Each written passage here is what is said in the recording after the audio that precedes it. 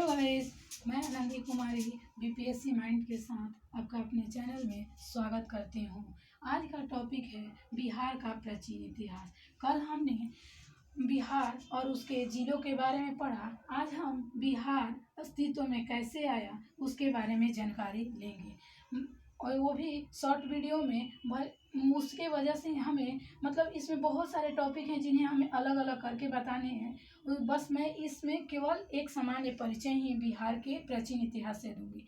इससे आगे बढ़ने से पहले आपसे मैं कहूँगी कि आप चैनल को लाइक करें और प्लीज़ सब्सक्राइब भी कर दें। यदि इस चैनल पर नए हैं तो उसे कोई भी नोटिफिकेशन चली जाएगी। अब हम आगे बढ़ते हैं कि बिहार का प्राचीन इतिहास। बिहार का प्राचीन इतिहास में यदि हम देखें तो भारत का जो मतलब प्राचीन इतिहास के बारे में जानकारी होगी तो उससे बिहार के प्राचीन इतिहास के बारे में भी जानकारी होगी। हम सबसे पहले इतिहास में पाषाण काल पढ़ते हैं। पाषाण काल की यदि अवधि देखा जाए तो 20 लाख से 6000 ईसा पूर्व के में है। यहाँ पाषाण काल 3 भागों में विभाजित है: पूरा पाषाण काल, महापाषाण काल और नवपाषाण काल।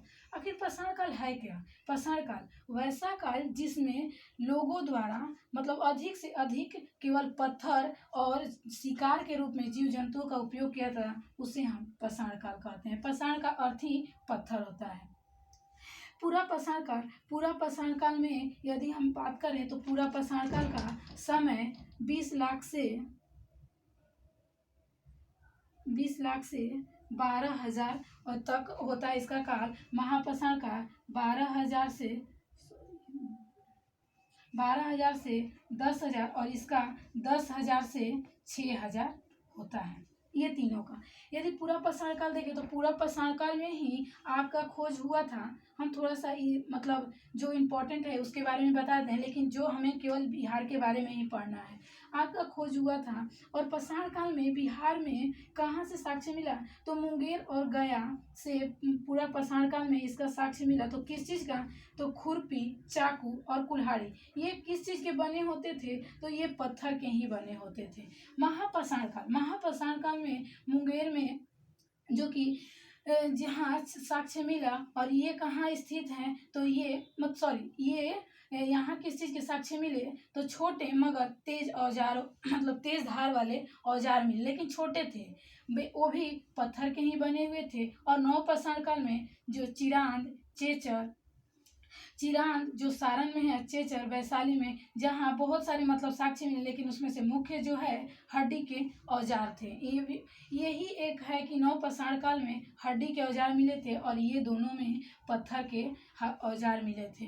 नवपाषाण काल में पहियों का खोज हुआ था, पहिया की खोज, और पूरा पाषाण काल में आग का खोज हुआ था। इसके बाद यदि जो काल आता है उसे हम ताम्र पाषाण काल कहते हैं। इस युग में लोग पत्थर के साथ साथ अब ताम्र यानी तांबा का भी उपयोग करना सीख गए थे। तो इसका साक्ष्य बिहार में कहाँ मिला? तो गया, मुंगेर, चेचर, चिरांद, सोनपुर इत्यादि या राजगीर इन सभी जगहों से ताम्र पाषाण काल के साक्ष्य मिले।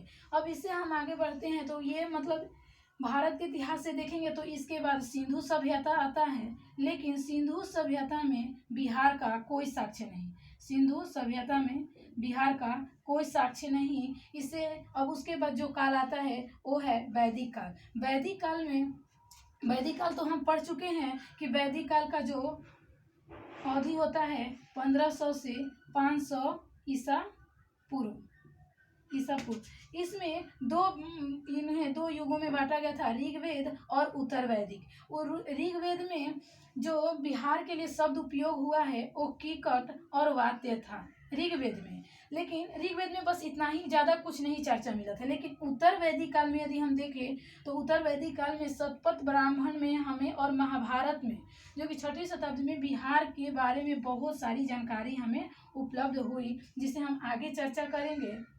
और इसी समय यहाँ राजनीतिक प्रसार भी होने लगा। राजनीतिक जो कि न ऋग्वेद में थी न उत्तर वैदिक में, लेकिन कुछ ही समय बाद 6वीं या 5वीं सदी ईसा पूर्व से राजनीतिक प्रसार होने लगा था। उसके बाद इसी युग में बाह्य आडंबर मतलब जो मूर्ति पूजा, बलि पूजा, ये सब इतनी तेजी से बढ़ी कि लोग समाज दो भागों में बट गए। कौन कौन से? आस्तिक और नास्तिक।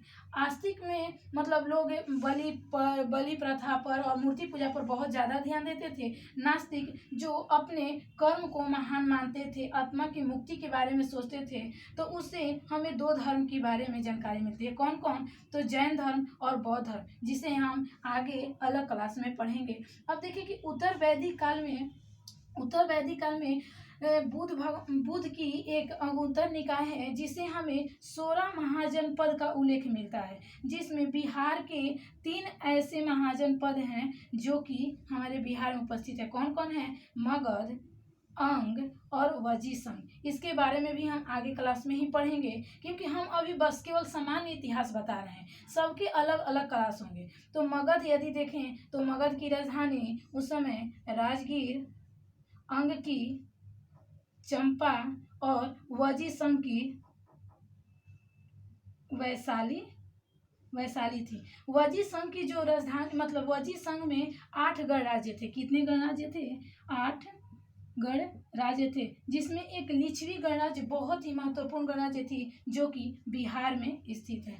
उसके बाद देखें तो वहीं दूसरी तरफ जब ये बाह्य आडंबर पूजा पाठ की बातें हो रही थी, तो वहीं दूसरी तरफ मगध पर शासन स्थापित करने के लिए अनेकों शासक आए, जिसमें से सबसे पहले थे हर्यक वंश, जिसके संस्थापक बिंबिसार, शिशुनाग वंश, कालाशोक, नंद वंश, महापद्म नंद, मौर्य वंश, चंद्रगुप्त मौर्य, गुप्त वंश, चंद्रगुप्त प्रथम और पाल वंश गोपाल।